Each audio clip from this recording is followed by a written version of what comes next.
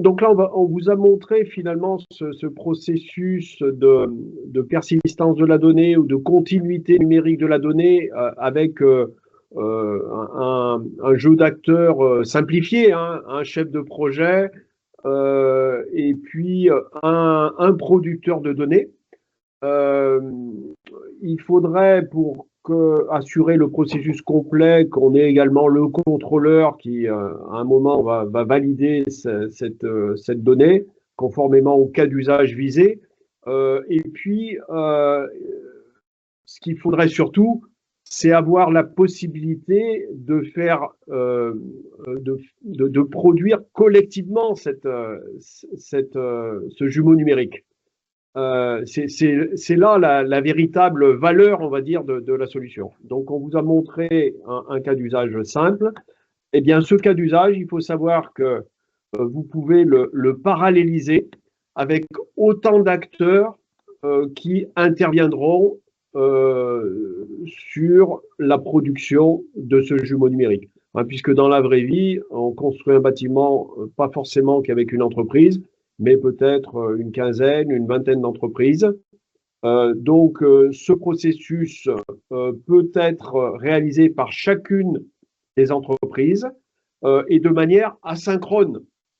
Hein, on n'est pas obligé de dire ben, c'est d'abord l'entreprise 1, ensuite l'entreprise 2, ensuite l'entreprise 3. Non, les contributeurs vont pouvoir contribuer quand finalement ils jugent que c'est utile, hein, par rapport à l'avancement du projet, par rapport au cas d'usage visé. Donc ça donne beaucoup de souplesse dans la production de ce jumeau et ça assure en quelque sorte l'intégrité de la donnée, la qualité de la donnée pour produire un jumeau qui répondra au cas d'usage visé, sachant que le périmètre fonctionnel du jumeau sera préalablement défini lors de l'initialisation du référentiel. Le référentiel, selon la méthode COPO, cas d'usage, objet d'usage, propriété, objet modélisé, permet de faire le lien en fait entre le monde réel et le monde numérique. Voilà pour la parallélisation de ces processus pour produire un jumeau numérique à plusieurs entreprises. Et vous avez on va dire, la transposition du premier processus BPMN que je vous avais montré un petit peu en introduction avant la démonstration, la brillante démonstration d'Éric, qui, par rapport à ce premier schéma, diffère finalement assez peu. On a simplement une boucle à ce niveau-là qui permet finalement le processus d'enrichissement non plus par une entreprise mais par P entreprise. Hein, donc on a une boucle pour K égale 1 à P qui permet d'aller récupérer une maquette également qui peut être produite dans N versions, donc pour I égale 1 à N, avec un enrichissement et une phase de contrôle qui elle-même peut être réalisée en différentes étapes jusqu'à conformité du livrable par le producteur K.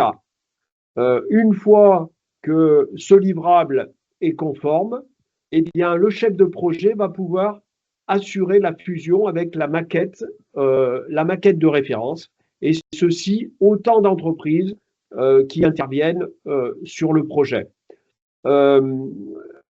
Le chef de projet a quand même un rôle, hein, c'est pas simplement appuyer sur un bouton pour fusionner, parce qu'on peut imaginer qu'un même objet, une même propriété d'un même objet ait été renseignée par deux entreprises avec des valeurs différentes.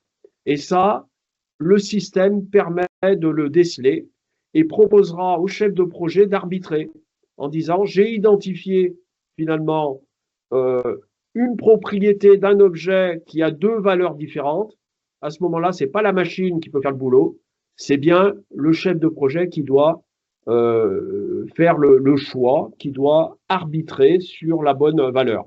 Et si ça remet en question finalement la conception du projet, ben on peut réinitialiser une nouvelle version du projet avec un processus d'enrichissement et de contrôle. Mais ça, on arrive vraiment dans un cas extrême. J'aurais tendance à dire quand le contrôleur valide tous les lots unitairement, il y a peu de chances qu'on arrive à ce cas finalement d'incohérence, mais il a été prévu de telle manière à produire un jumeau numérique qui soit conforme à l'objectif fixé, c'est-à-dire qu'il permette de produire le cas d'usage visé, ce cas d'usage ayant permis finalement de produire une bibliothèque de modèles d'objets qui permettent d'intégrer la donnée utile à la réalisation de ce cas d'usage.